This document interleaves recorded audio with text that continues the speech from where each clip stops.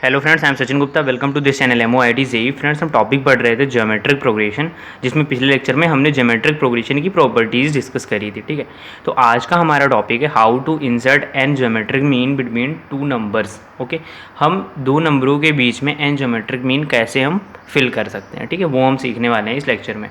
तो चलिए स्टार्ट करते हैं। सपोज करिए कि आपके पास एन ज्योमेट्रिक मीन दिए हुए हैं Z1, Z2, Z3 up to Zn तक with an geometric mean between two numbers A and B। ठीक है, A और B के बीच में हमें ये एन ज्योमेट्रिक मीन भरने हैं। ठीक है, तो ये ज्योमेट्रिक मीन तब होंगे जब A और B के बीच में इसको भरने पे एक प्रोग्रेशन जो बनता है वो किस में हो, ज्योमेट्रिक प्रोग्रेशन में हो। ठीक है, बात समझ में आ गई। मतलब आप A और B के बीच में इन सारे नंबर्स को फिल कर दीजिए और उससे जो सीक्वेंस बनती है वो किस में हो, ज्योमेट्रिक प्रोग्रेशन में हो। तो हम बोलेंगे कि G1, G2, G3 जो नंबर्स हमने n नंबर्स फिल किए हैं वो क्या है, ज्योमेट्रिक मीन भरे गए हैं A और B के बीच में। ठीक है, तो अब हमें जाननी है कि G1 की वैल्यू क्या होगी, G2 की वैल्यू क्या होगी, G3 की वैल्यू क्या होगी, या कोई भी मीन की वैल्यू क्या होगी। वो हम कैसे कैलकुलेट करेंगे वो हम देखते हैं। हमने जैसे अरिथमेटिक मीन वाले कॉन्सेप्ट में देखा था कि हम लास्ट टर्म को मान लेते थे कि ये कौन सा टर्म है। अगर आप यहाँ पे देखिए तो n ज्योमेट्रिक मीन है और एक ये टर्म है, तो ये टोटल n+1 टर्म्स हैं। मीन्स ये टर्म कौन सा है, n+2th टर्म। ठीक है, तो n+2th टर्म है ज्योमेट्रिक प्रोग्रेशन में। तो ज्योमेट्रिक प्रोग्रेशन का nth टर्म क्या होता था, AR⁻n-1 यही होता था। ठीक है, तो n की जगह पे क्या करेंगे, अब n+2 रख देंगे। तो यहाँ पे n+2-1 कितना हो जाएगा, n+1। तो Tn+2 जो आ गया वो कितना आ गया, AR⁻n+1। ठीक है, Tn+2th टर्म क्या है, B है। B is equal to first term हमारा यहाँ पे A ही है, तो A रहेगा। R is common ratio two the power n+1। ठीक है, अब यहाँ से आप निकालिए R की पावर n+1, उसकी वैल्यू क्या आ जाएगी, B डिवाइडेड बाई A, और सॉल्व करने पे R जो आएगा वो B divided by A whole power 1 divided by n+1। तो ये R का फॉर्मूला हो गया, आप याद भी कर सकते हैं, लेकिन मैं फिर यहाँ पे कहता हूँ कि आप फॉर्मूले को रटिए मत, क्योंकि geometric mean, harmonic mean, arithmetic mean, ढेर सारे कॉन्सेप्ट हैं, सब में अलग अलग फॉर्मूले हैं। तो आपको कॉन्सेप्ट मेमोराइज करना है कि आपको नंबर्स भर देने और लास्ट नंबर को क्या मानना है, Tn+2, और सिंपली आप R की वैल्यू 2 सेकेंड में कैलकुलेट कर सकते हैं। ठीक है, ज़्यादा टाइम आपको लगेगा नहीं।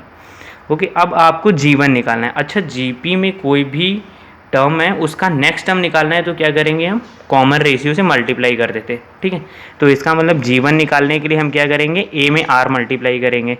तो G1 की वैल्यू लिख सकते हैं A इंटू R। R हमें पहले से पता है, B divided by A whole power 1 divided by n+1। Okay, तो G1 की वैल्यू A इंटू R हो गई। अच्छा, G2 की निकालनी है, तो क्या करेंगे, G1 में हम R मल्टीप्लाई करेंगे। तो G1 is A into R, और इसमें R मल्टीप्लाई करेंगे तो AR स्क्वायर हो गया। सिमिलरली G2 में आप देखिए स्क्वायर है, G1 में देखिए R की पावर 1 है, तो Gn में क्या हो जाएगा, AR की पावर n।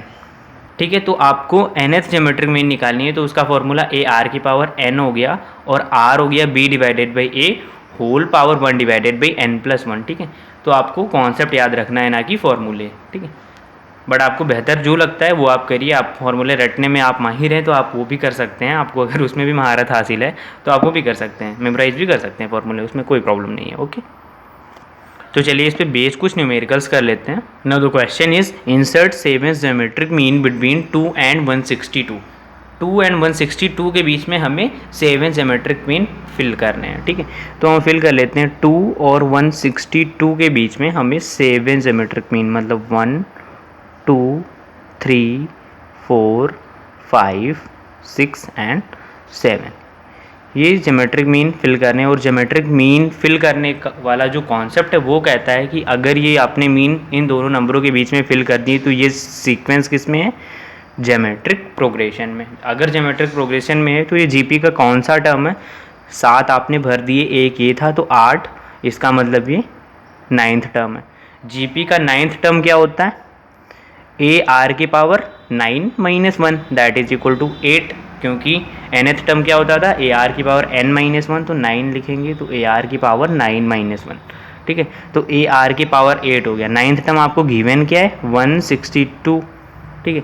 तो यहाँ पे ए क्या है, फर्स्ट टर्म है जो 2 गिवन है, 2 इंटू आर के पावर 8 इज इक्वल टू 162। यहाँ से आर के पावर 8 निकालेंगे तो 162 डिवाइडेड बाई 2 दैट इज़ 81।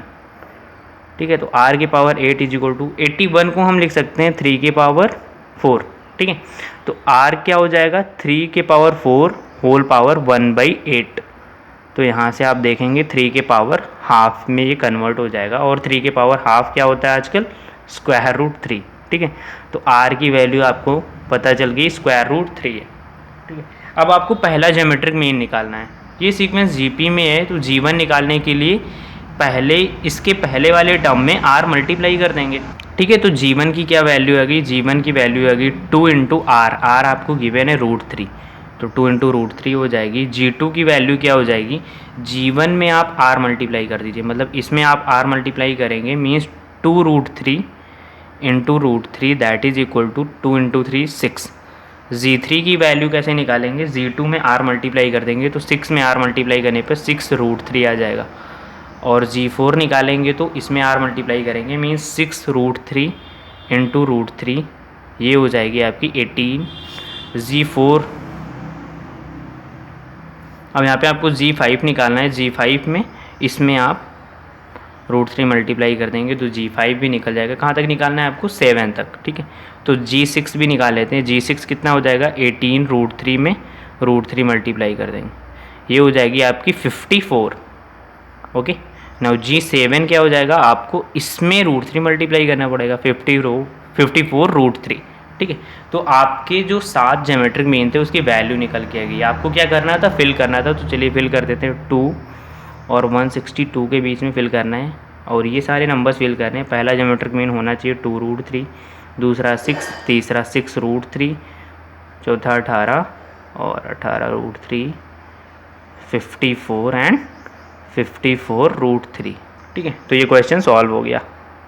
अब नेक्स्ट क्वेश्चन के देखते हैं। Now the next question is if A is the arithmetic mean of B and C and the two geometric mean are जी1 एंड जी2, देन प्रूव दैट जी1 cube plus जी2 cube is equal to 2abc। यहाँ पे question में कहा गया है कि बी और सी का जो ज्योमेट्रिक मीन है, इसमें 2 ज्योमेट्रिक मीन फिल किए गए हैं जी1 एंड जी2, और बी और सी का जो अरिथमेटिक मीन है, इसमें ए की अरिथमेटिक मीन है जो गिवन है हमें, क्या ए है। अच्छा, इसका 2 नंबरों के बीच में अरिथमेटिक मीन निकालना बहुत ही आसान है, this plus this divided by 2, ये सीख रखा है हमने। तो यहाँ पे ए की वैल्यू डायरेक्टली आ गई B plus C divided by 2, इसमें तो कोई दिक्कत नहीं है। ठीक है, प्रॉब्लम कहाँ पे है, प्रॉब्लम यहाँ पे है कि बी और सी के बीच में 2 ज्योमेट्रिक मीन फिल करने हैं हमको। बी और सी के बीच में हमें क्या फिल करना है, G1 G2. Again same concept आपको लगाना है जी1 और जी2 की वैल्यू फाइंड आउट करने के लिए। कैसे, यहाँ पे 2 ये हो गए और ये कौन सा नंबर है, तीसरा, तो ये क्या हो गया, जीपी का चौथा टर्म। जीपी का चौथा टर्म क्या होता है, फर्स्ट टर्म r⁻3। ठीक है, तो चौथा टर्म क्या है, हमें गिवन है यहाँ पे c is equal to, first term आपको गिवन है b r⁻3, तो यहाँ से r की वैल्यू निकालेंगे c/b के पावर 1/3 आ जाएगी। ठीक है, अब आपको यहाँ से g1 निकालना है। g1 क्या हो जाएगी, b में आपको r मल्टीप्लाई करना पड़ेगा, means c/b to the power 1/3 into b, क्योंकि b में ये r हमने मल्टीप्लाई कर दिया। ठीक है, g2 कैसे निकलेगा, g2 निकलेगा g1 में r मल्टीप्लाई करने पे, मतलब b इंटू इसमें यही नंबर मल्टीप्लाई करेंगे तो इसका स्क्वायर हो जाएगा c/b टू द पावर 2/3। अब हमसे पूछा क्या है क्वेश्चन में, हमसे पूछा है जी1 क्यूब प्लस जी2 क्यूब की वैल्यू हमें 2abc दिखानी है। ठीक है, तो जी1 क्यूब क्या हो जाएगा, इसका क्यूब करेंगे हो जाएगी c/b इंटू बी का क्यूब प्लस जी2 का क्यूब करेंगे तो ये हो जाएगी b का क्यूब इंटू c²/b²। ठीक है, अब यहाँ से सॉल्व करेंगे तो यहाँ पे देख सकते हैं आप, ये आ जाएगा b²c और यहाँ पे आ जाएगा bc²। ठीक है, bc कॉमन ले दीजिए दोनों टर्म में, तो b प्लस c आ जाएगा, और यहाँ पे देख सकते हैं अब b प्लस c की वैल्यू 2 इंटू a हम रिप्लेस कर सकते हैं, तो ये 2 इंटू a और ये bc, तो ये हो जाएगा 2abc। यही राइट हैंड साइड थी जो हमें प्रूव करना था। ठीक है, तो चलिए यहाँ पे लेक्चर एंड करते हैं। आई होप कि आपको लेक्चर समझ में आया होगा। अगर आपको लगता है कि ये वीडियो यूज़फुल है तो ज़रूर लाइक कीजिए, कमेंट कीजिए, हमें बताइए और अपने दोस्तों के साथ इसको शेयर भी कीजिए। Okay, so thanks for watching this lecture, we will see in the next one. अगर आपको आज के लेक्चर में कहीं भी डाउट हो या कोई भी चीज़ समझ में ना आई हो तो आप हमें व्हाट्सएप करके या कमेंट्स के ज़रिए बता सकते हैं। अगर आपको ये वीडियो अच्छी लगी हो तो लाइक करें, शेयर करें और चैनल को सब्सक्राइब भी करें। हमारे चैनल के लेटेस्ट वीडियो सबसे पहले आप तक पहुँचें, इसके लिए बेल आइकन को ज़रूर दबाएं।